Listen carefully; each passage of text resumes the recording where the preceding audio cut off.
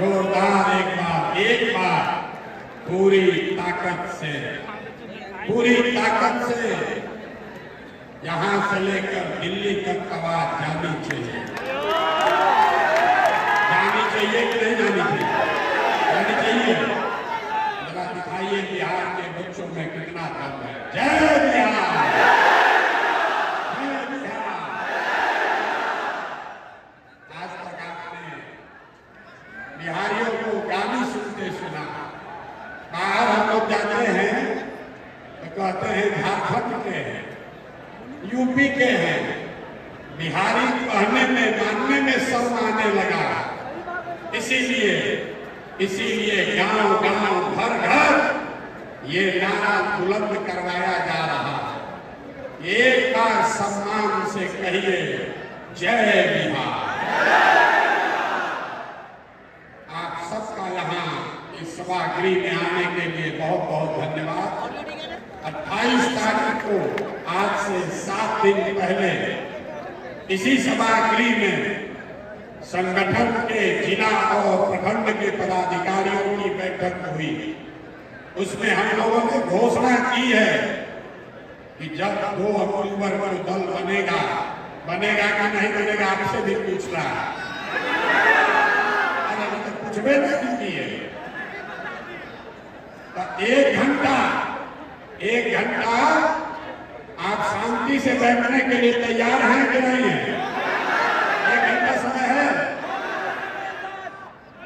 तो पहले समझिए जन सुराग है क्या? लोगों को 2 बरी से बुझाइए नहीं रहा। कोई कह रहा है आंदोलन है, कोई कह रहा है दल है, कोई कह रहा है जन जागरण अभियान है। हम आपको बता रहे हैं जन सुराग क्या है। जन सुराग बिहार के युवाओं की जिद है। अभी गाना नहीं बजाना, ये बिहार के युवाओं की जिद है कि जिस बिहार को इस देश के बड़े बड़े दल और नेताओं ने न सुधर पाने वाला राज्य, जातियों में बटा हुआ राज्य मानकर इसके हाल पर छोड़ दिया है, उसको सुधारने का जिम्मा यहाँ के युवाओं ने उठाया है। ये हमारी जिद है। आप बधाइए ताली है कि नहीं है? कि नहीं है? जन सुराग बिहार के युवाओं का जिद है कि हम लोग इसको सुधारे बगैर मानेंगे नहीं। जन सुराग बिहार के युवाओं का संकल्प है। अगले 10 वर्ष में याद कर लीजिए, लिख लीजिए, अगले 10 वर्ष में देश का सबसे गरीब और पिछड़ा राज्य बिहार, इसको देश के 10 सबसे अग्रणी राज्यों में शामिल कराकर ही बदल लिया जाए। होना चाहिए कि नहीं होना चाहिए? भाई यहाँ किसको चाहिए? भाई यहाँ होना चाहिए कि नहीं होना चाहिए? होना चाहिए। अभी पूरा नहीं हुआ। जन सुराग यहाँ के युवाओं का जिद है, हम लोगों का संकल्प है, लेकिन जन सुराग एक व्यवस्था भी है। वो व्यवस्था जिसमें गरीब से गरीब घर का बच्चा अगर आकर समाज के लिए, बिहार के लिए कुछ करना चाहता है, समाज और राजनीति में सुधार के लिए, अपने बच्चों के भविष्य के लिए कुछ करना चाहता है, तो आपको पैसे का चिंता नहीं करना है, जाति का चिंता नहीं करना है, चुनाव लड़ने और जीतने का चिंता नहीं करना है। वो चिंता जन सुराग को अपने भाई, अपने बेटे प्रशांत किशोर पर छोड़िए और बिहार को सुधारने के लिए खड़ा होइए। खड़ा होने के लिए तैयार है कि नहीं है?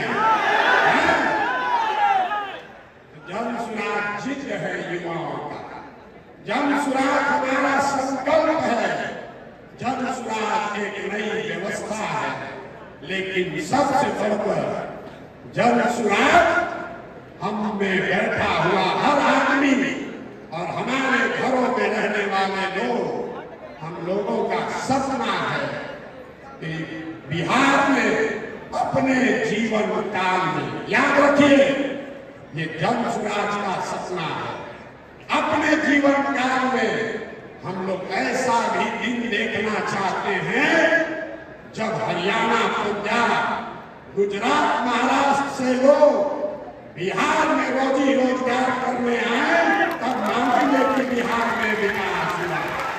होना चाहिए कि नहीं होना चाहिए? होना चाहिए। तो एक बार खड़े होकर एक बार अपने अपने सीट पर खड़ा होइए और बताइए होना चाहिए कि नहीं होना चाहिए?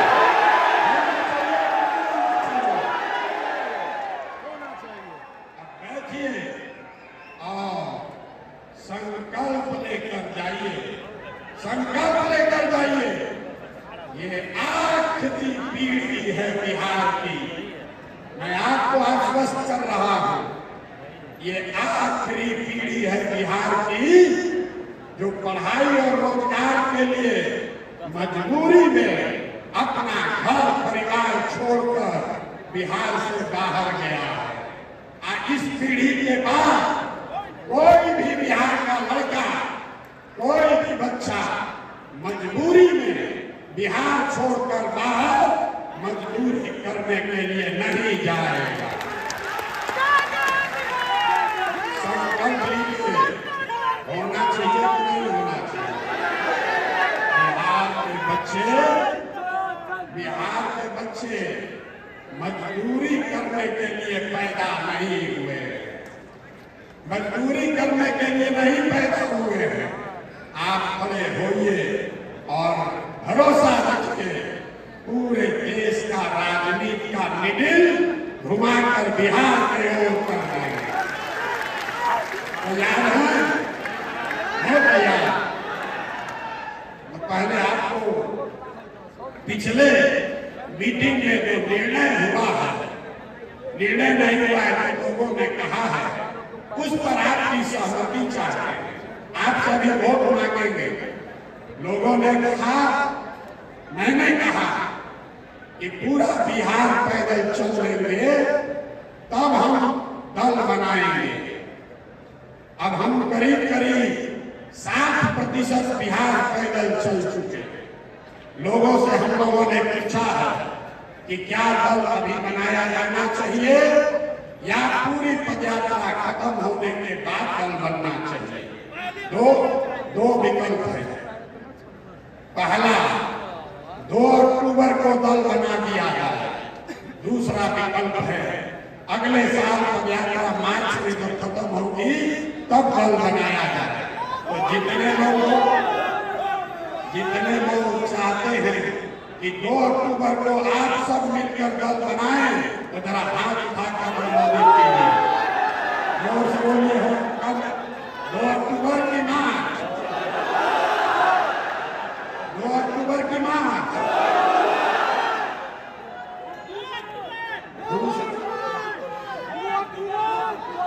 दूसरा, ठीक है, दूसरा निर्णय किया गया है कि जन स्वराज का नेता जो हमने कहा है, जन स्वराज का नेता कोई प्रशांत किशोर नहीं होंगे, प्रशांत किशोर नहीं होंगे।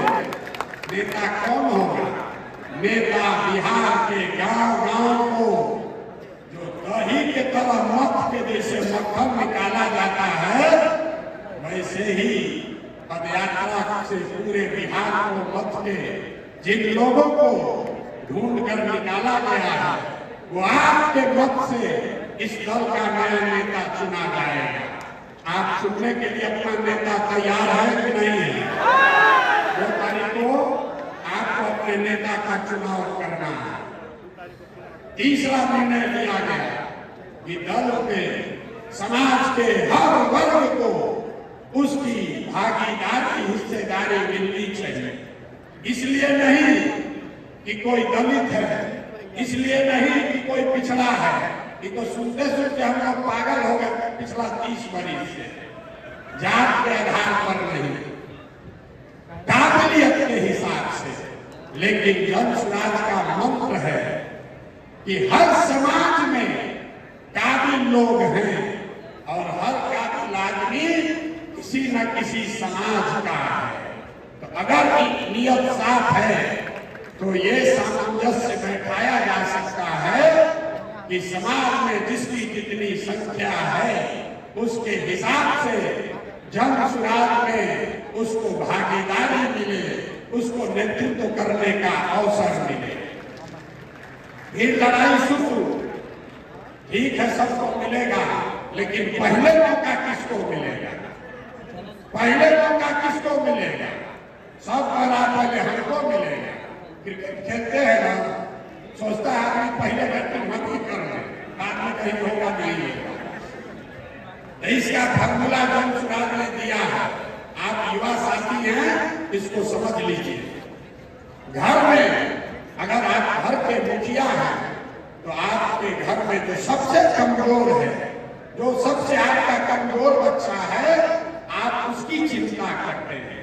तो तय किया गया कि जन स्वराज की अगुवाई समाज में सबसे कमजोर जो लोग हैं, जो शैक्षणिक तौर पर, आर्थिक तौर पर, सामाजिक तौर पर सबसे पीछे हैं, सबसे पहले उनको अवसर दिया जाए। अवसर सबको मिलना है, लेकिन सबसे पहले इसमें अवसर उनको मिलेगा जो सबसे गरीब, पिछड़े और वंचित हैं। उसके बाद हर साल उनके बाद के वर्ग के लोगों को मौका मिलेगा।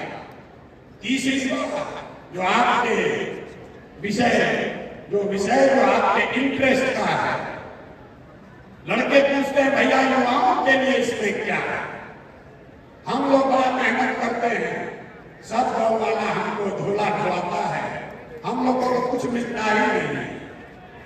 तो अभी हम आपको इस खुले मन से आमंत्रित कर रहे हैं, यहाँ बैठा हुआ कोई भी लड़का, कोई भी लड़की, अगर आप में क्षमता है, अगर आपकी क्षमता है तो युवा का अध्यक्ष नहीं, जिला का अध्यक्ष नहीं, आप पार्टी के अध्यक्ष के लिए सीधे चुनाव लड़ सकते हैं।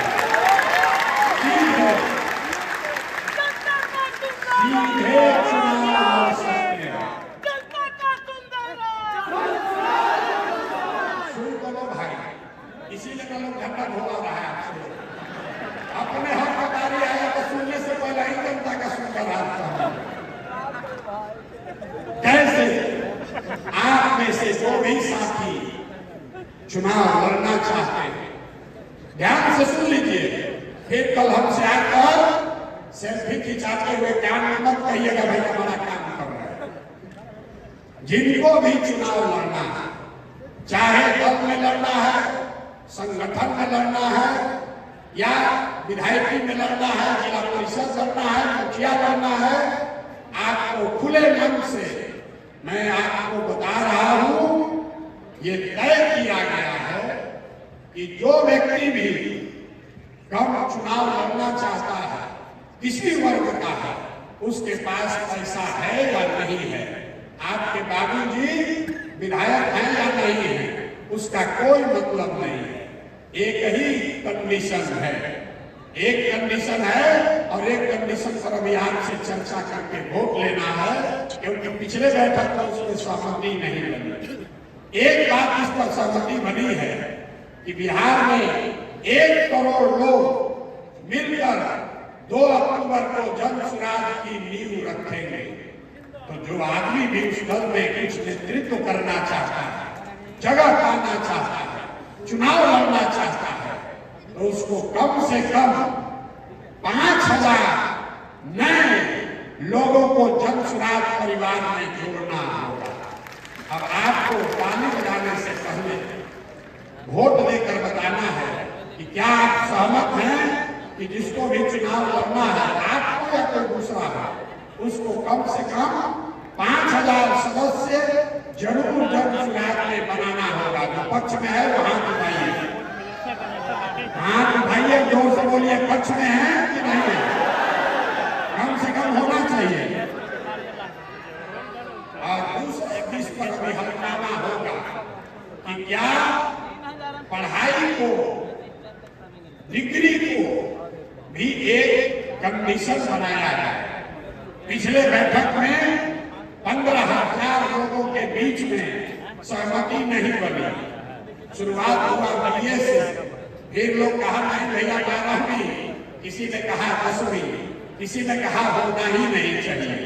तो सारे लोग जरा सोच के बताइए कि क्या जन सुराज में पद के लिए, चुनाव लड़ने के लिए पढ़ाई और डिग्री क्वालिफिकेशन का क्राइटेरिया होना चाहिए कि नहीं होना चाहिए? बिल्कुल। जब हम सभा कराते हैं, लोग कहता है भैया होना ही चाहिए, और सभा खत्म होता है कहता ना भैया कम कर दीजिए, बताना कुछ अच्छा जाएगा। हम बोले एक घंटा शांति से। अब आपने कहा नहीं पढ़ाई का क्राइटेरिया होना चाहिए, क्योंकि बिहार के लोग 10वां फेल लोगों से के नेतृत्व में काम नहीं करना चाहते। हम 10वां बोले हैं, 9वां नहीं बोले, 9वां नहीं बोले हैं। क्या बोले हैं? 10वां बोले हैं, 9वां बोले।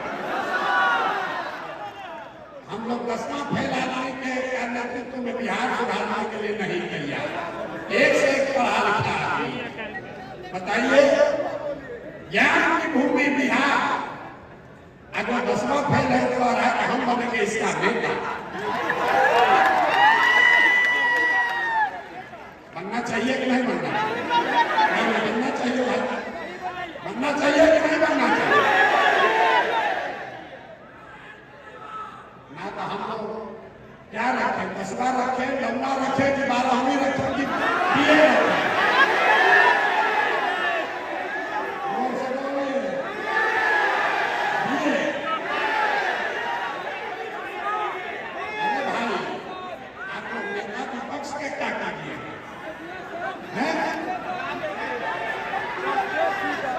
हम लोगों को नेता विपक्ष में रखते हैं, उनको नेता विपक्ष रहने दिया।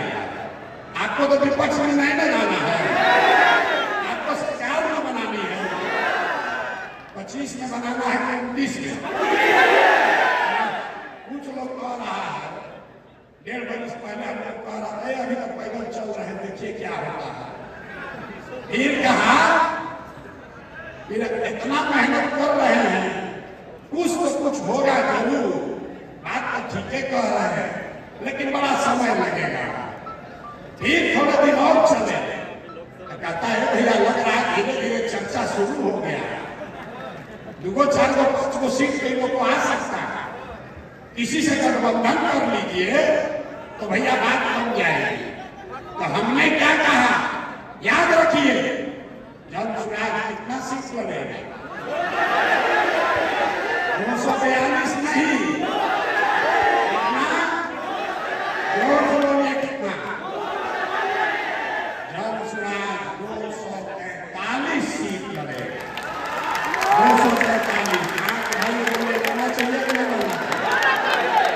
गठबंधन की 243,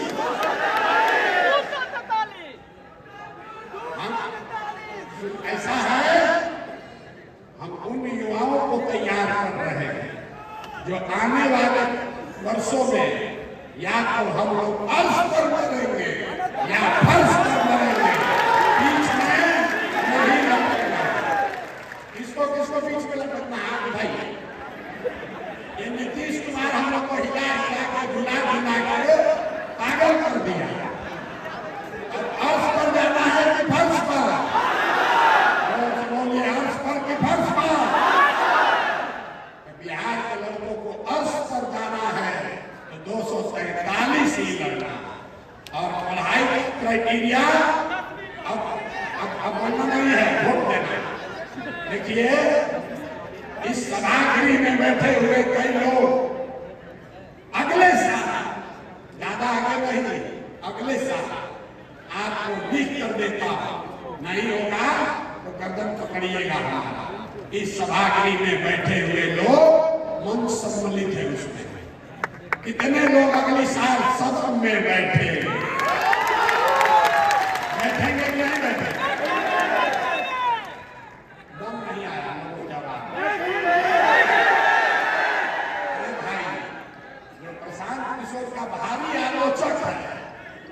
जो हमको रोज गरियाता है, वो भी बैठ के कहता है इस लड़के को और कुछ आए चाहे नहीं, चुनाव लड़ाने आता है। आपको भरोसा है कि नहीं है?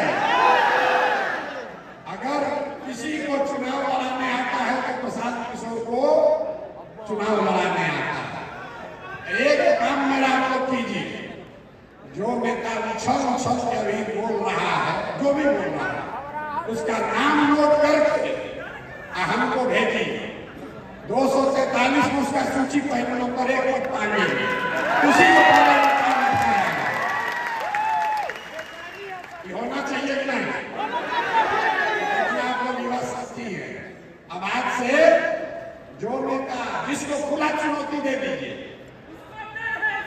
जिसको सुन लीजिए क्या कहना है तो सुन लो भाई। तो 50 आदमी सामने आया है लोग में, यहाँ पर तो टोटल 1200-1500 लोग हैं, तुम भी बताते हैं कौन 1200। तो पहली चुनौती दे दीजिए कि जो सामने से चाहे वो मीडिया में आकर बता दे कि हम जनसुराज से लड़ने को तैयार है, उसी को पहले उल्टा लटकाया।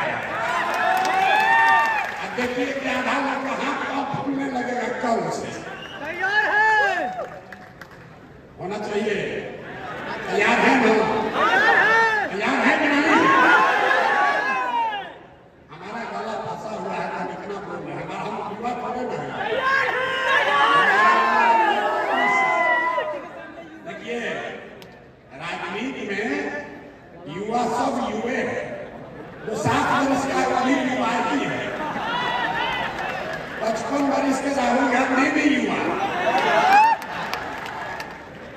47 वर्ष के प्रशांत किशोर युवा। हम लोग अब युवा कहाँ रह गए? आधा से ज्यादा जिंदगी बीत गया।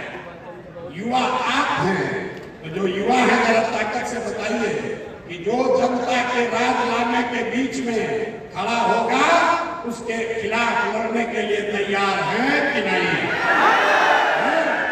जोर से बोलिए, तैयार है?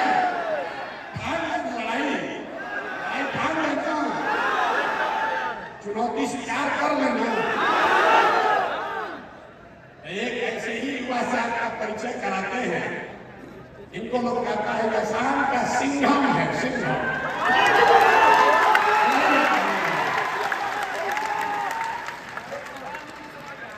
जिस बिहार गांव में लोग IAS IPS बनने के लिए जीवन खपा रहे हैं, इस लड़के ने 20 बरस नौकरी बाकी है, 20 बरस नौकरी बाकी है। यहाँ तो लोग बच्चा छोड़ने को नहीं तैयार। IPS की नौकरी छोड़कर ये आदमी यहाँ आया है इसलिए कि बिहार में सुधार होना चाहिए। एक बार जोरदार ताली से स्वागत कीजिए और इनकी बात सुनिए। 5 मिनट में आनंद मिश्रा जी को बताऊंगा, से अनुरोध करूंगा अपनी बात रखते। बहुत बहुत धन्यवाद।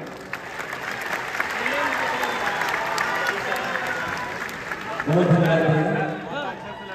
यहाँ उपस्थित मंच पे उपस्थित मंच के समक्ष उपस्थित सभी को नमस्कार।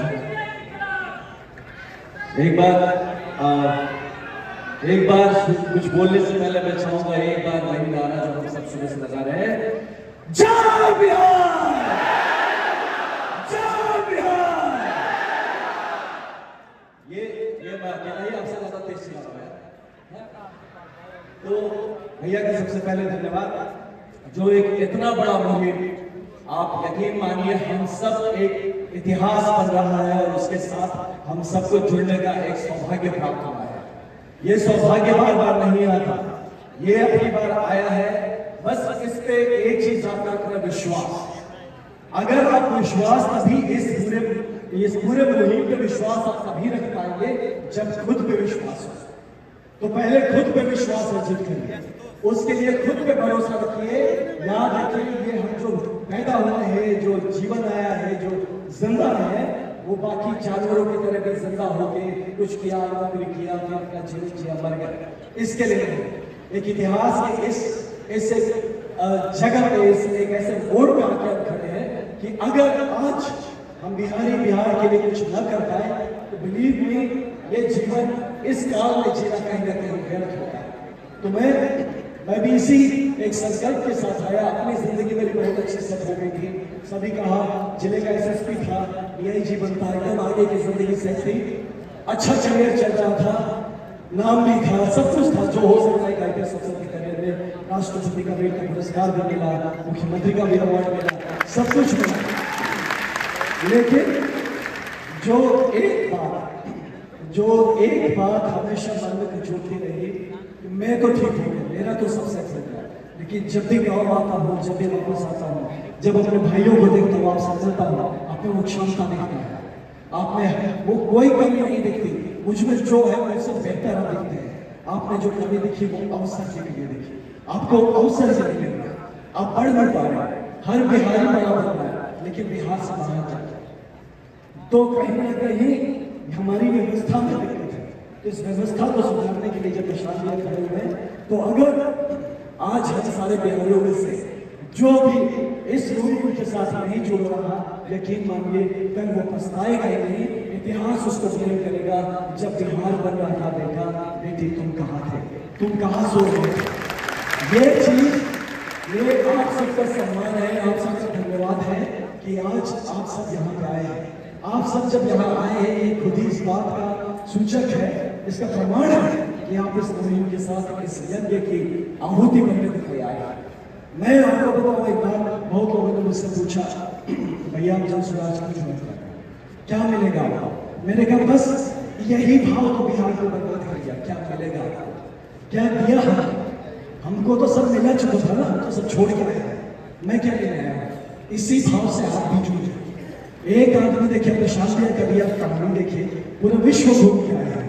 इन्होंने तो सब कुछ छोड़ रखा, देखिए थे, तो मैं खुद इतना इम्प्रेस कि हम और आप क्या छोड़ रहे हैं। तो इसलिए आप सबसे गुजारिश है कि ये हिम्मत बरकरार रखिएगा और अपने साथ रोज कम से कम 2-4 लोगों को जुड़ करिएगा। ये जो मुहिम है ये हल्का नहीं करना चाहिए, ये हम सबकी साझी जिम्मेदारी है। बिहार बन रहा है, इसमें हम अपना 100% देते रहे, ताकि कल को जब इतिहास रचा जाए हमारी गिनती हो ना हो, लेकिन ये जो पूरा जनरेशन है, इसको कोई ये नहीं कहे कि पूरा जनरेशन भी अपना वक्त ऐसे ही पार कर रहा है। तो आप सबका बहुत धन्यवाद, ऐसे ही साथ हो रहे हैं। बहुत धन्यवाद परिवेश का, बहुत धन्यवाद प्रशासन का, बहुत बहुत धन्यवाद। एक बार जोरदार ताली से इसका स्वागत कीजिए। आपने बहुत सारे सुझाव और प्रश्न भेजे हैं, मैं एक एक प्रश्न का कोशिश करूंगा कि सवालों का जवाब भी दे दूं। सबसे बड़ा ज्यादा अभी जो सवाल मैं देख रहा हूं, लोग पूछ रहे हैं युवाओं की भागीदारी कैसे है, तो मैं एक आपको आंकड़ा देता हूं, उसको याद रखिए। कुछ लोगों ने पहले हमारे मुंह से सुना भी होगा। बिहार में ये जो व्यवस्था है, इसमें पिछले 30 साल में, याद रखिए इसको, पिछले 30 साल में जितने लोग विधायक और सांसद एमएलसी बने हैं, वो चाहे किसी भी दल से बना है। आपको लगता है कि हम ये कांग्रेस को हटाए आरजेडी को लाए, आरजेडी को हराए जदयू को लाए, लेकिन अगर आप सभी सांसदों का, विधायकों का नाम एक जगह लिखिएगा तो आपको पता चलेगा कि पिछले 30 साल में सिर्फ और सिर्फ 1250 परिवार के लोग ही बिहार में सांसद विधायक बने। तो जितने लोगों ने कहा है युवाओं की भागीदारी की बात, जनसुराज वही व्यवस्था बनाने का प्रयास है, सिर्फ युवाओं के लिए नहीं। ये राजनीति में आना आपके लिए इतना कठिन बना दिया गया है कि सामान्य परिवार का बच्चा ये सोच ही नहीं सकता है कि हम भी राजनीति में आएंगे। मैं आपको एक उदाहरण देके समझाता हूं। अभी आपके उप मुख्यमंत्री हैं, सम्राट चौधरी, चलिए दूर है वो कब याद आया। इन लोगों का दशा देखिए, इन लोगों को उप मुख्यमंत्री का नाम नहीं आ रहा। समझिए गंभीर बात है। सम्राट चौधरी जी आजकल भाजपा के नेता, हम लोग भाजपा दावा करती है देश में कि हम परिवारवाद वाले पार्टी नहीं, लेकिन बिहार में उनका दुर्दशा देखिए। सम्राट चौधरी जी के बाबूजी हैं शशि चौधरी। जब कांग्रेस का इस राज्य में शासन था तो शशि चौधरी जी उस राज्य में विधायक और सांसद थे। जब लालू जी का राज आया तो उसमें भी शशि चौधरी जी विधायक मंत्री बने। फिर नीतीश जी का राज आया, उसमें भी शशि चौधरी जी विधायक मंत्री थे। फिर मांझी जी का राज आया, उसमें भी शशि चौधरी ही विधायक और मंत्री थे। अब ये भाजपा वालों को मौका मिला है तो इनको भी कोई दूसरा कुशवाहा परिवार नहीं मिला, इनको भी उन्हीं का बच्चा मिला। यही आपको बताने के लिए समझा रहे हैं। हम लोग से कोई व्यक्तिगत लाभ नहीं है। आप अपने क्षेत्र में जाइए और आप पाएंगे कि हर विधानसभा में 3, 4, 5 परिवारों ने सांप के तरह कुंडली मार के उस पर कब्जा किया। दल कोई भी आया, जनता का त्याग करके इस बार इनको हरा देंगे, इनको सबक सिखा देंगे, इस बार का हम नीतीश को देंगे। तो पता चला कि इन्हीं का बाप भाई आके नीतीशों को पार्टी से जीत गए। फिर जनता कहते नीतीश को हरा के भाजपा को लाएंगे, उसको दिए तो भी पता चला कि इन्हीं का भाई बंधु भाजपा से ही जीत कर आ गए। यही बदलने की बात कि सारे बात बिहार में 13 करोड़ आबादी है, 3 करोड़ से ज्यादा परिवार है, लेकिन सांसद विधायक सिर्फ 1250 परिवार का आदमी ही बन रहा। तो जनसुराज ने यह तय किया है कि इस चक्रव्यूह को भेदना, जो आपके मन में डर बैठा दिया गया है, ये भाई तुम राजनीति करिए नहीं सकते, तुम्हारे पास पैसा कहाँ है, संगठन कहाँ। इसी लिए हमने ये व्यवस्था आपको शुरू में कहा, जनसुराज वो व्यवस्था है कि अगर आप में आत्मबल है, आप में वो शक्ति है, आप में वो चेतना है, नियत है, समाज के लिए कुछ करने का जज्बा है, तो पैसे की चिंता, व्यवस्था का चिंता वो सब छोड़िए और आकर जनसुराज में जुड़िए और अपने काबिलियत के हिसाब से अपना जगह पाइए। अब इसके बाद यहाँ मंच पर और कई लोग हैं। कल एक साथी आकर विधिवत तौर पर जुड़े हैं, लेकिन इनसे मेरा पुराना संबंध है। शिक्षकों के नेता रहे हैं और अभी सरकार ने जिन 2 लोगों को बर्खास्त किया है उसमें आप माननीय का भी नाम है। तो मैं इनसे आग्रह करूंगा कि अपना परिचय दें। शिक्षकों और शिक्षा और शिक्षकों की लड़ाई लड़ते रहे हैं। एक बात इनकी 2 मिनट बात हम सुनते।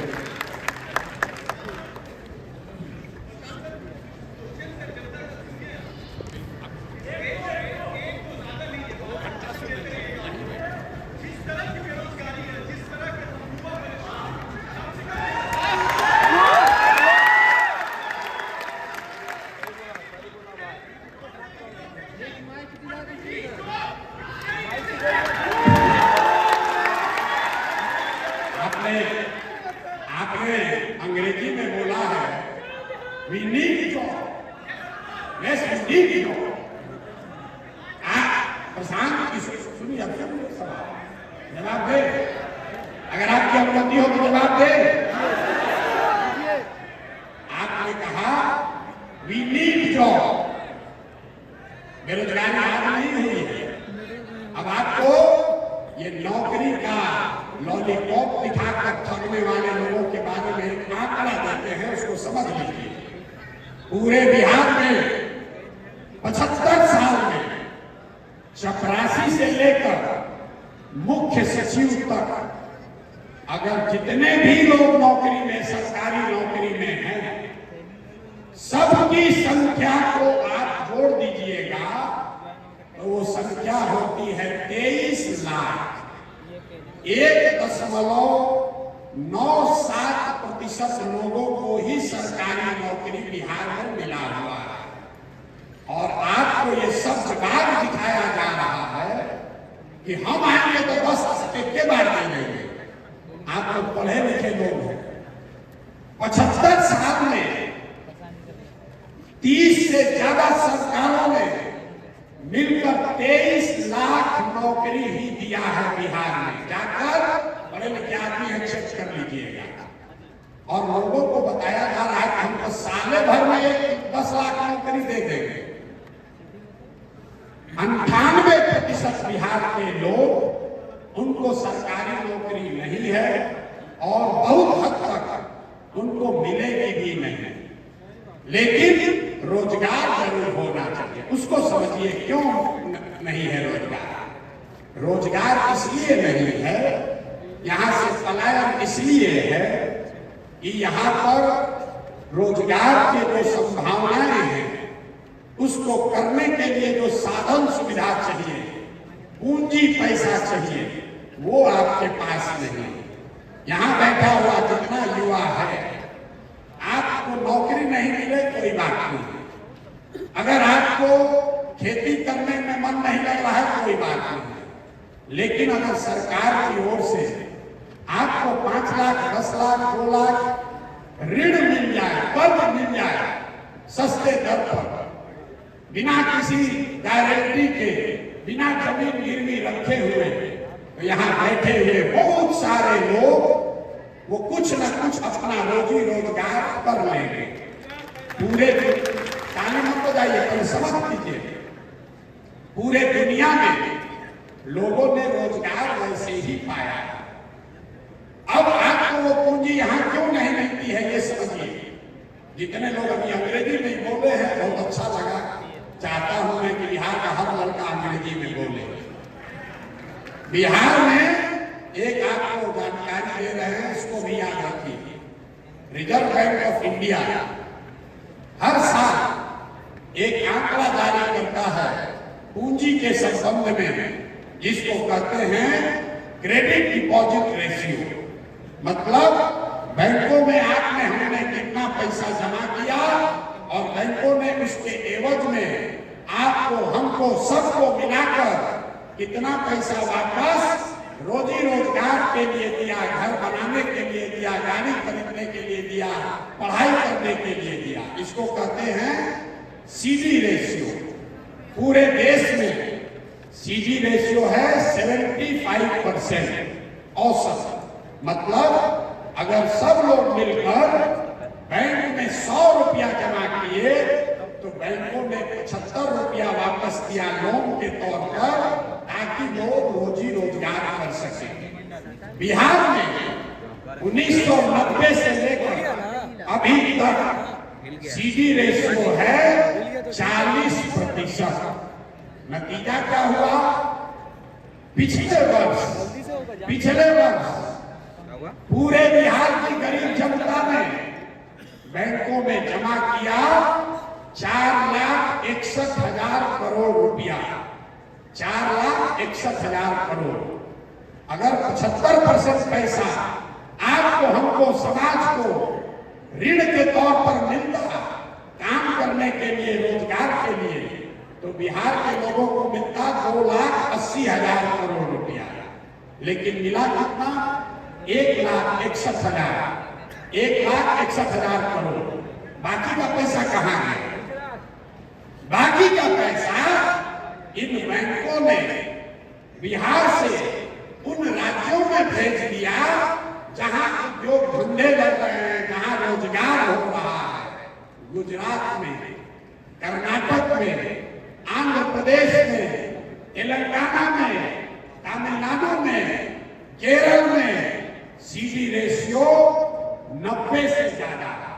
मतलब वहां के लोग अगर 100 रुपया बैंक में जमा किए तो उनको 90 रुपया मिला रोजी रोजगार के लिए। और बिहार के गरीब लोग 100 रुपया जमा किए, आपको 40 रुपया मिला। इसका असर क्या है इसको समझिए।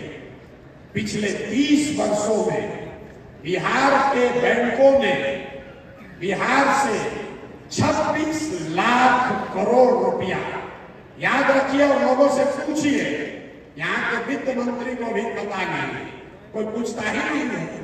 26 26 लाख करोड़ रुपया आपका हमारा ये पैसा दूसरे राज्यों में भेज दिया। आपको आदमी का पलायन दिखता है। हम आपको बता रहे हैं कि ये पलायन इसलिए है क्योंकि यहां से पूंजी और बुद्धि का पलायन है। पैसा जो है वो बाहर जा रहा है, जो पढ़ लिख कर बुद्धिमान है वो बाहर जा रहा है, तो जो बच गया लेबर उसके पास तो कोई ऑप्शन ही नहीं है, विकल्प ही नहीं है, उसको बाहर जाना ही जाना है। अब इसको गवई भाषा में समझिए। मान लीजिए कि आपको बाल काटने आता है, आपके पास 20,000 रुपया है, आप चाहते हैं कि एक सैलून लगाकर हम एक अपना रोजी रोजगार शुरू करें।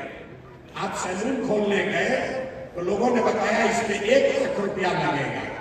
दूसरे राज्य में 80,000 70,000 रुपया आपको बैंक से लोन मिल जाएगा, 20,000 रुपया आप जमा कीजिएगा, सैलून खोल लीजिएगा। लेकिन बिहार में लोन नहीं मिलेगा तो 20,000 रुपया में क्या करेगा? 5,000 रुपया किसी दलाल को देगा, 2,000 रुपया में ट्रेन का टिकट खरीदेगा, बस का टिकट खरीदेगा और जाकर बॉम्बे में किसी सैलून में मजदूरी करेगा। ये पूंजी का प्रभाव है मेरे भाई। अमेरिका में, जर्मनी में, इंग्लैंड में, फ्रांस में ये मुसल्लापुर और चौधरी टोला और सुल्तानगंज में लोग जैसे रह रहे हैं वैसे रहकर लोग कंपटीशन का तैयारी नहीं कर रहा। लेकिन हमसे आपसे वो लोग बहुत आगे। क्यों आगे है? इसलिए नहीं कि 100 रेलवे के नौकरी के लिए 10 लाख लोग 5-5 बरस अपना घर से पैसा खर्चा करके खेत बेच के 10 लाख लोगों ने नौकरी किया, परीक्षा दिया, उसमें तो 100 आदमी को तो मिलेगा, 9,90,000 आदमी को तो बेरोजगार रहता और वो 5 बरस यहाँ कोचिंग में रहता है, लॉज में रहता है। अगर यहाँ 10,000 लोग बैठे हैं, सब दरवाजा बंद कर दिया जाए, एक दरवाजा खाली खुलेगा तो कितना आदमी निकलेगा? आधा आदमी को दबा के मर जाएगा।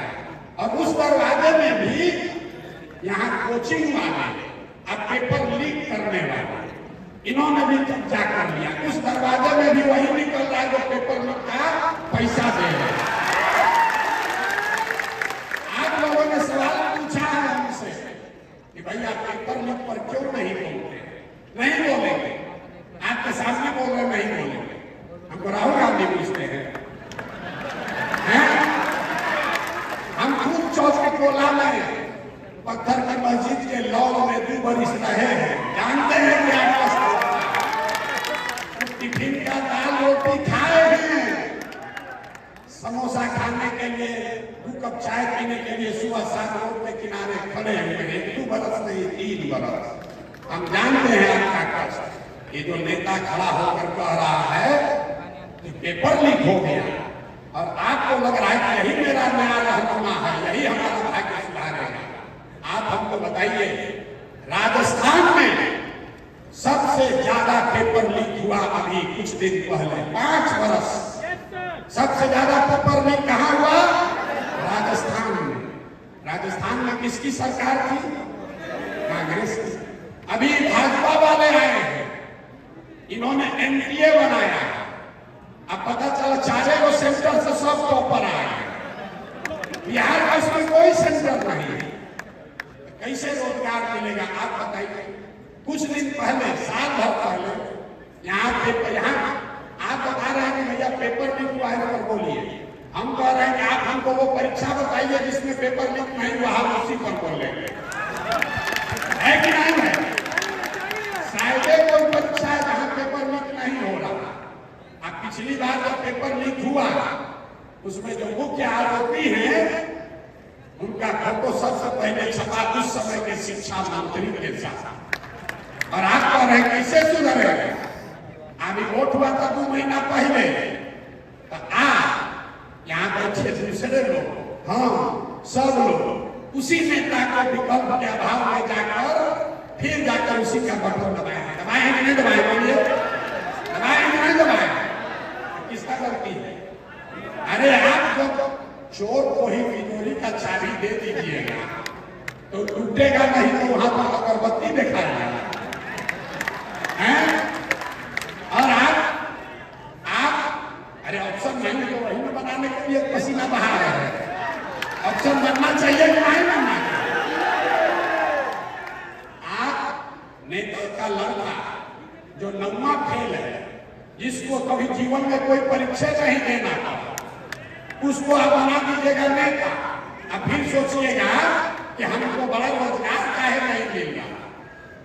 कैसे रोजगार मिलेगा? कैसे रोजगार मिलेगा? रोजगार तब मिलेगा जब रोजगार के लिए वोट दोगे। वोट दीजिएगा मंदिर बनाने के लिए, वोट दीजिएगा 4 किलो अनाज के लिए, वोट दीजिएगा लालू और नीतीश और मोदी को जिताने के लिए, वोट दीजिएगा बुलेट ट्रेन का वीडियो देखकर। तो विकास बुलेट ट्रेन गुजरात में चलेगा कि बिहार में चलेगा? ये रोजगार का बात नहीं है भाई साहब। बहुत अच्छा सुनिए, अंतिम बात, नीतीश कुमार अभी सब लोग हम लोग जानते हैं, दिल्ली में सरकार बिहार के सांसदों के सहयोग से चल रही है। चलिए बताइए, देखे ना आप लोग, मोदी जी के बगल में 2 बड़का नेता कौन बैठा था? चंद्रबाबू नायडू। एक बैठे चंद्रबाबू नायडू और दूसरे बैठे, पूरा नाम का बोलिए, पूरा नाम बोलिए। हम लोग के माननीय मुख्यमंत्री जी, लोगों ने मीडिया में चलाया कि इस बार तो कमान नीतीश कुमार के हाथ में है। तो नीतीश कुमार क्या मांगे? नीतीश, अरे सुन तो लो भाई, नीतीश कुमार मांगे हमको कौन कौन मंत्रालय चाहिए। नीतीश कुमार मांगे कि अभी 18-19 वर्ष से खून चूसने से मन नहीं भरा है, 5 वर्ष और हमको मुख्यमंत्री बना दो। लेकिन नीतीश कुमार ने ये नहीं कहा कि बिहार में 30 को चीनी मिल बंद है, इसको चालू करोगे, समर्थन देंगे। होना चाहिए नहीं बोलो, यहाँ होना चाहिए कि नहीं? होना चाहिए कि नहीं? कैसे रोजगार है बताइए आप? 30 को अगर चीनी मिल चालू हो जाएगा, 30 चीनी मिल अगर बिहार में चालू हो जाता तो रोजगार होता कि नहीं लगता? और देश में कौन उद्योगपति का दम है कि मोदी जी कह दे कि जाकर चीनी मिल चालू करना है, वहां कहेगा? कोई कहेगा? लेकिन नीतीश कुमार को भुला गए। नीतीश कुमार भुला जाते हैं। जब बिहार के बच्चों की बात है तो वो भूल गए। अपना मंत्रालय मांगना याद है कि किसको मंत्री बना दो। 2 कैबिनेट चाहिए, 6 राज्य मंत्री चाहिए। अरे हम लोग को 30 को पहले चीनी मिल चाहिए भाई। अगर आप गलत नेता चुनोगे, खड़ा होकर हमको सवाल करके करा नहीं कीजिएगा। हम तो गाँव जाके सवाल लोग दे रहे हैं जवाब। अब जब माइक दिया जाएगा तब बोलिएगा। और इसके बाद 2 बजे से रात में 2 बजे तक हम शेखपुरा हाउस में बैठे हैं। जिसको भी इच्छा हो आकर व्यक्तिगत तौर पर भी आप सवाल जवाब कर सकते हैं, कोई चिंता की बात नहीं है। जन सुराज का रोजगार पर अंतिम बात, जन सुराज का मंत्र है कि 15 साल से कम उम्र के हर बच्चे को पढ़ाई की अच्छी व्यवस्था कर दी जाए ताकि बेरोजगारों की संख्या में इजाफा न हो। और 15 साल से 45 साल के उम्र के लोगों को पढ़ाने का फायदा नहीं है। और क्या पढ़िएगा, आपको जो पढ़ना तो पढ़ लिए। 15 से 45 साल के उम्र के बच्चों को रोजगार अगर देना है तो यहाँ पर पूंजी की व्यवस्था उन लोगों के लिए करनी होगी। घर घर अगर पूंजी की व्यवस्था होगी तो यहाँ का युवा इतना काबिल है, उसमें वो क्षमता है, यहाँ की माताएं बहनें वो काम कर सकती हैं। उनको साधन व्यवस्था दे दिया जाए तो सब लोग कुछ न कुछ कर सकता है। कुछ नहीं करेगा, 4 गाय भैंस तो सब पाल लेगा, मुर्गा फार्म सब खोल लेगा। गुजरात में 1970 के जमाने में सबसे पहले ग्रामीण क्षेत्र में पैसा तब आया जब अमूल खुला और हर घर से 15 लीटर 20 लीटर लोग दूध बेचना शुरू किया। बिहार में वो सुविधा नहीं, यहाँ रोजी रोजगार करने की सुविधा नहीं। दुनिया में जितने बड़े देश है, स्कैंडिनेवियन कंट्री, अमेरिका इंग्लैंड से भी जो ज्यादा धनी देश है, डेनमार्क, स्वीडन, नॉर्वे, जो ये देश है जिनको स्कैंडिनेवियन कंट्री कहते हैं, यहाँ पर सबसे ज्यादा प्रॉस्पेरिटी है, सबसे ज्यादा खुशहाली है, सबसे ज्यादा पैसा है। वहां पर कोई बड़ा उद्योग नहीं है, वहां कोई खनिज संपदा नहीं है, वहां कोई आईटी का बहुत बड़ा कंपनी का नाम आप नहीं सुने हुए। नॉर्वे का कोई कंपनी का नाम यहाँ पर सुना है? एक टेलीनॉर आया तो उसको विदेश में यहाँ लूट के भगा दिया। लेकिन वहां लोग पैसे वाले कैसे हैं? क्योंकि उनको अच्छी शिक्षा है और शिक्षा के बाद हर घर में करने के लिए कुछ न कुछ रोजी रोजगार। तो नौकरी आप करना चाहते हैं कीजिए, लेकिन नौकरी से, सरकारी नौकरी से बिहार में बेरोजगारी खत्म नहीं हो सकती है। इस भ्रम में मत पड़िए। जो लोग आपको ये बता रहे हैं वो वोट लेकर फिर से अपना जीवन, अपने लिए नौकरी खोज रहे हैं, आपको नौकरी नहीं देने वाला। अभी सुन लीजिए, हमारा ऐसे भी फंसा है।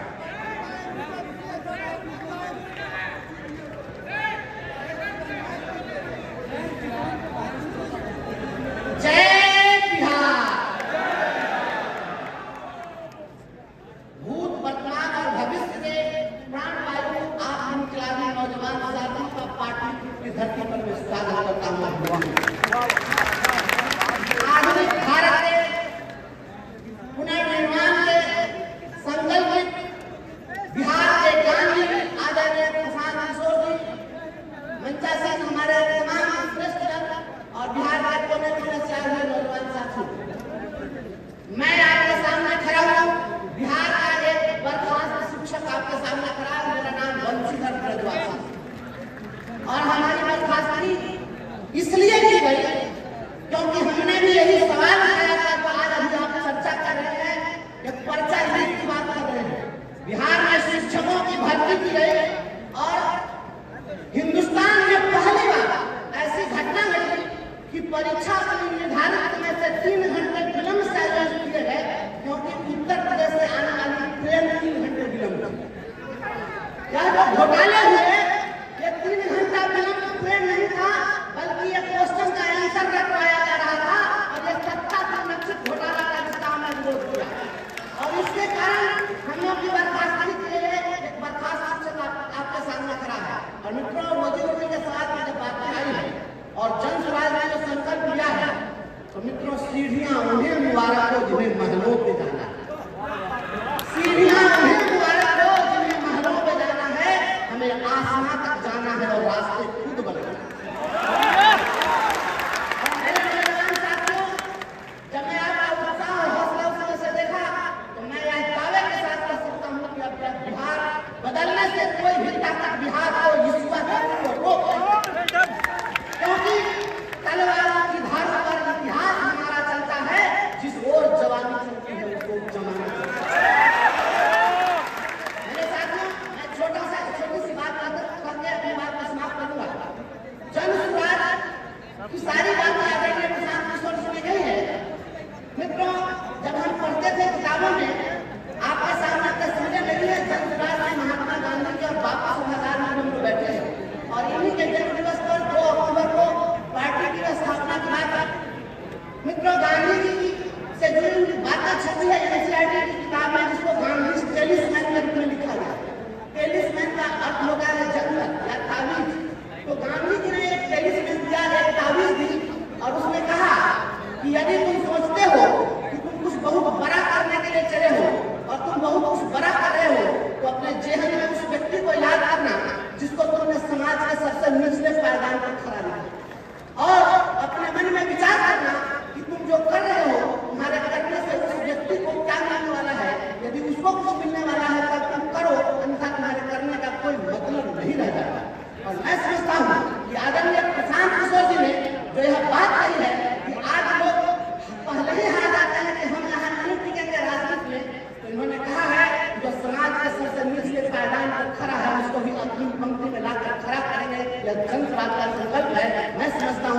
इससे अच्छी सोच कुछ हो ही नहीं सकती है और बापू के सपनों को साकार करने का इससे अच्छा विचार हो ही नहीं सकता। और मित्रों, पूरे गांव में मिलकर पदयात्रा की, पूरे बिहार में 60% बिहार का उन्होंने घूमा है। मित्रों, दो तरह के लोग आते हैं, एक आता है और सीधे लंबी लंबी बात करके और समाज में स्थापित होता है, राजनीति में स्थापित होता है। मित्रों, इस प्रसंग का ध्यान रखिएगा कि पहाड़ से पत्थर टूटते हैं और दो तरीके से वो पत्थर हमारे आप तक पहुंचते हैं। एक पत्थर जिसमें डायनामाइट लगाकर पहाड़ को तोड़ दिया जाता है और वह छोटे छोटे टुकड़ों में बिखर जाता है, फिर उसको क्रशर में तोड़कर चिप्स बनाकर लाया जाता है और छत बना दी जाती है, फर्श में उसको ढाल दिया जाता है। और मित्रों, दूसरा पत्थर उसी पहाड़ से टूटता है और नदी की धाराओं के साथ अनवरत संघर्ष करता हुआ, ठोकरें खाता हुआ बालू के कणों के साथ आप तक पहुंच जाता है। उसमें से उस सुघर सुंदर पत्थर को चुनकर लोग उसको शिवलिंग मानकर पूजा करते हैं। मित्रों, दोनों ही पत्थर हैं, दोनों उसी पहाड़ से टूटे हुए पत्थर हैं।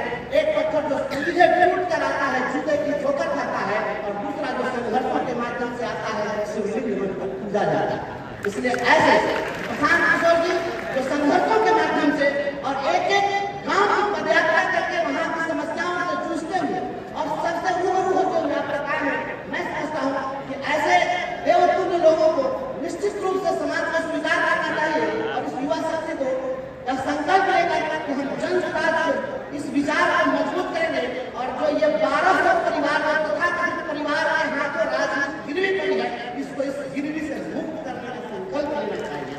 तो मैं समझता हूँ इन्हीं शुभकामनाओं के साथ कि जितने लोगों ने हमें कुछ उदाहरण उन्होंने दिया है कि राजनीति में जो कुछ ऐसे परिवार है जिन्होंने गिरवी बनाकर रखा है, इन देशद्रोहियों ने देशभक्ति को डरा दिया, इन देशद्रोहियों ने देशभक्ति को डरा दिया, कातिलों की फौज को रहनुमा बना दिया। कल तलक लिए खड़ी थी बम बनाती गोलियां, जो उजाड़ती रही मेहंदी मंगरोलियां, कल तक जो नकारता रहा राष्ट्रीय विधान को, थूकने की चीज मानता था संविधान को, उसके सर पर रखकर ताज हो रहा है आज, रो रहा है देश प्रेम, रो रही माँ बाप। है कोई देशभक्त जो इस रोटी मातृभूमि को सकून दे और इन देशद्रोहियों को गोलियों से भून दे? ऐसे सरफरोश का प्रकाश चाहिए, आज कोई पटेल या सभा चाहिए।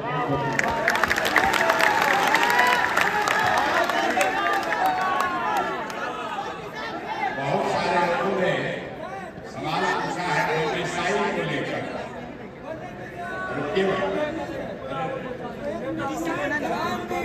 डोमिसाइल को लेकर जिन लोगों ने सवाल किया है पिछले 2-3 वर्ष में,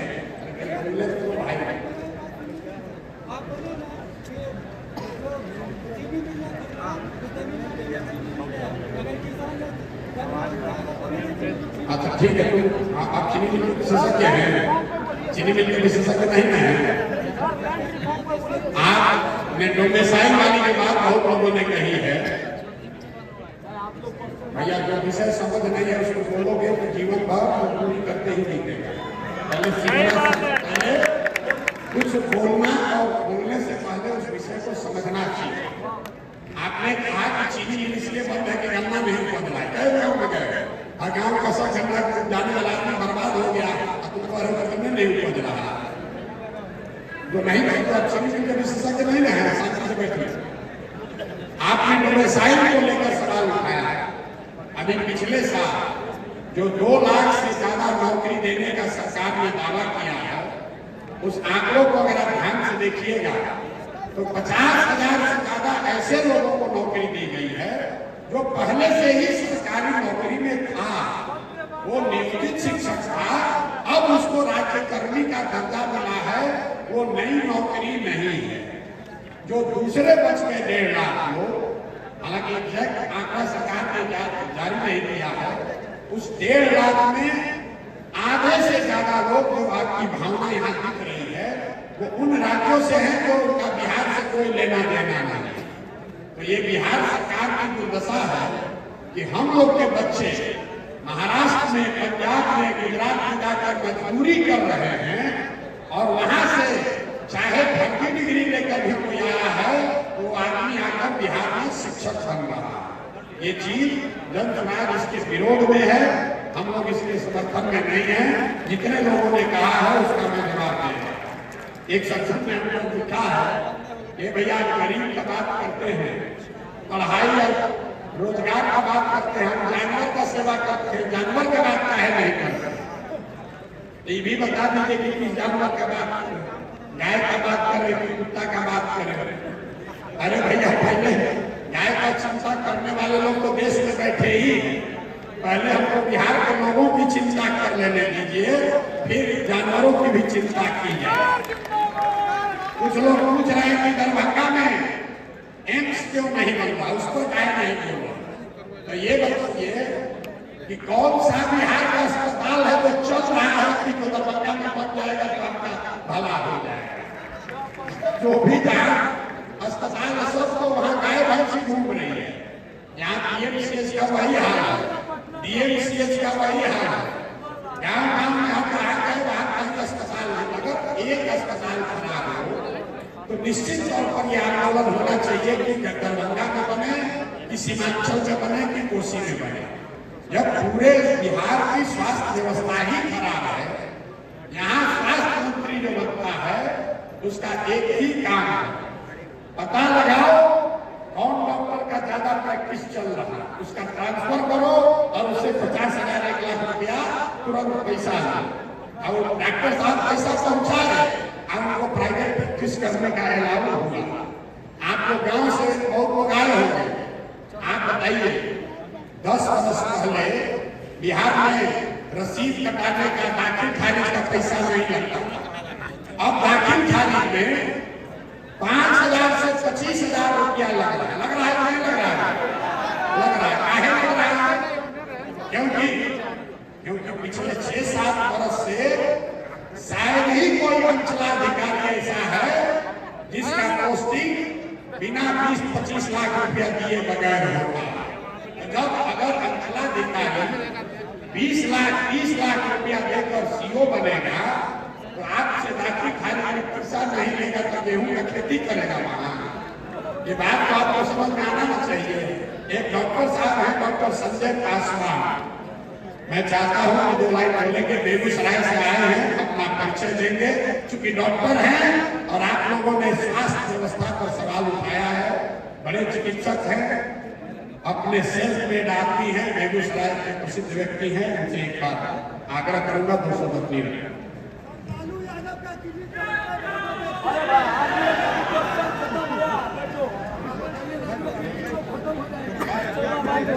सबसे पहले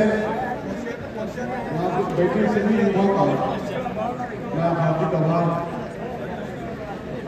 अभी बहुत सारे हमारे साथी, हमारे भाई, हमारे युवा दोस्त जो प्रश्न पूछ रहे हैं, लाजमी है, सही है।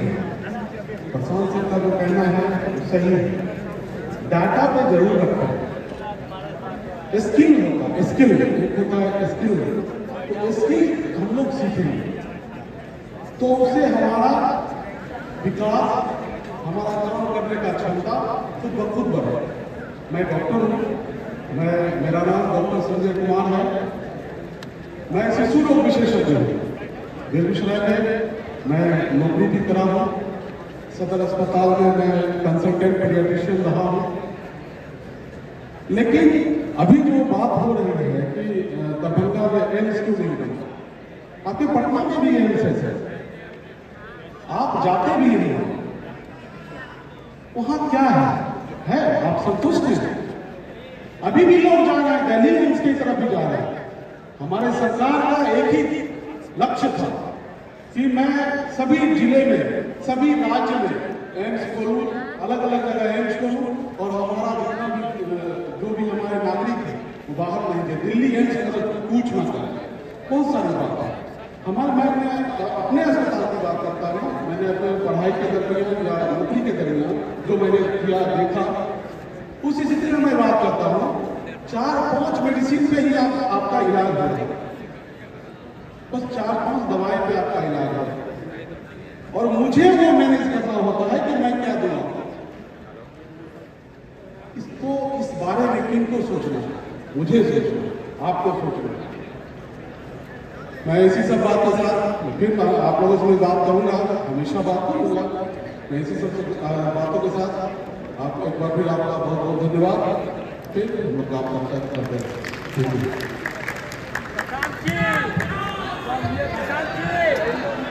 गुरु मैंने लिखा था बिहार का बंदा, सारा नेता बोला लोग पूरे नेता सबसे पहले मैंने लिखा था सर। नगर निगम कर्मचारी मतलब 95% जो रास्ते में झाड़ू मारते हैं सारे दलित है, उनको कोई बात इस बात पर नहीं उठनी चाहिए। अरे भाई पूरे बिहार पर बात उठनी चाहिए। हम लोग का जो दुर्दशा है, देखिए आप चाह रहे हैं कि आप आधा घंटा आए हैं, पूरा बिहार का समस्या आपको क्या है। हम 2 बरिस से पैदल चल रहे हैं, गाँव गाँव आकर ये देख रहे हैं, लोगों से सुन रहे हैं, बात कर रहे हैं कौन अच्छा है।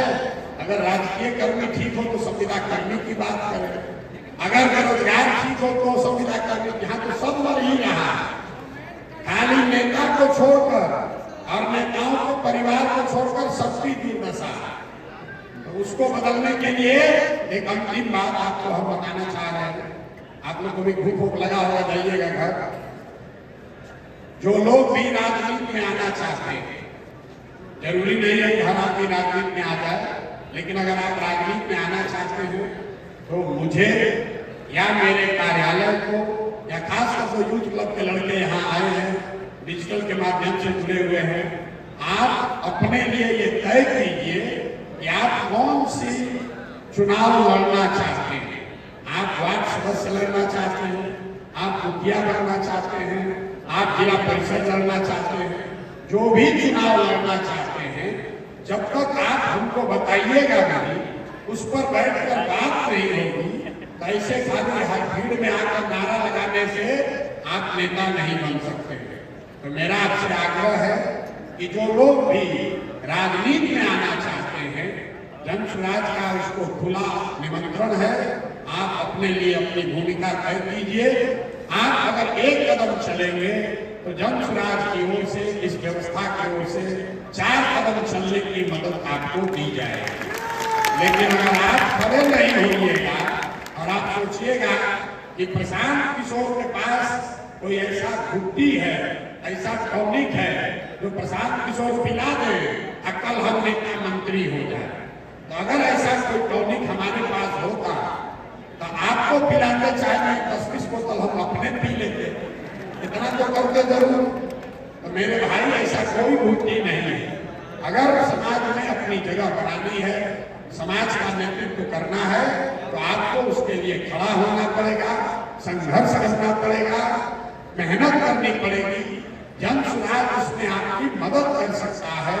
आपको नेता आपका समाज ही बनाएगा, हम लोग उसमें मदद कर सकते हैं। आपको नेता कोई आदमी अलग से नहीं बना सकता है। आप यहाँ आए, आपने अपनी बात रखी, आपके सारे सवाल मेरे पास हैं, इसको पढ़ूंगा, देखूंगा। जैसा मैंने पहले कहा, इसको और अभी बात करनी है तो 2 बजे से लेकर रात में 12 बजे 1 बजे तक हम यहाँ पटना से पूरा हाउस में उपलब्ध हैं। आप आकर हमसे मिल सकते हैं, बात कर सकते हैं, सुझाव रख सकते हैं। और इसके बाद भी न हो तो जहाँ पद यात्रा कर रहे हैं आकर वहाँ मिलिए, उससे भी न हो तो जो हमारे कार्यालय है वहाँ पर संपर्क कीजिए। अगर आप इससे जुड़कर कुछ सीखना चाहते हैं, कुछ करना चाहते हैं, तो कोई ना कोई रास्ता आपको मिल जाएगा। लेकिन अगर आप अपने हाथ पर हाथ धर के बैठे रहिएगा तो आपका भला होने वाला नहीं है। एक अंतिम बात करके अपनी बात हम लोग सभा को खत्म करेंगे।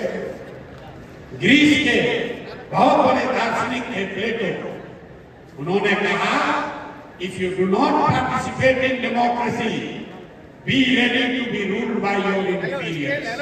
मतलब अगर आप लोकतंत्र में, राजनीति में भागीदार नहीं बनिएगा तो इस बात के लिए तैयार रहिए कि कोई मूर्ख आदमी राजा बनकर आप पर शासन करेगा। अगर मूर्खों को राजा नहीं बनाना चाहते हैं तो जितना होशियार लोग हैं वो राजनीति में जुड़िए, यही उपाय है, दूसरा कोई उपाय नहीं। कोई प्रशांत किशोर आपकी जिंदगी नहीं बदल सकता। आपकी जिंदगी तब बदलेगी जब आप अपने मेहनत परिश्रम के लिए खड़े होइएगा, प्रशांत किशोर उसमें आपकी मदद कर सकते हैं, आपका जीवन सुधार नहीं सकते हैं, वो आपके हाथ में है। अगर आप ईमानदारी से प्रयास करेंगे तो आप जीवन में आगे बढ़ सकते हैं। बहुत बहुत धन्यवाद। अब एक बार जरा जोर से नारा लगाइए, जय बिहार। थाना है, जोर से बोलना पड़ेगा, जय बिहार।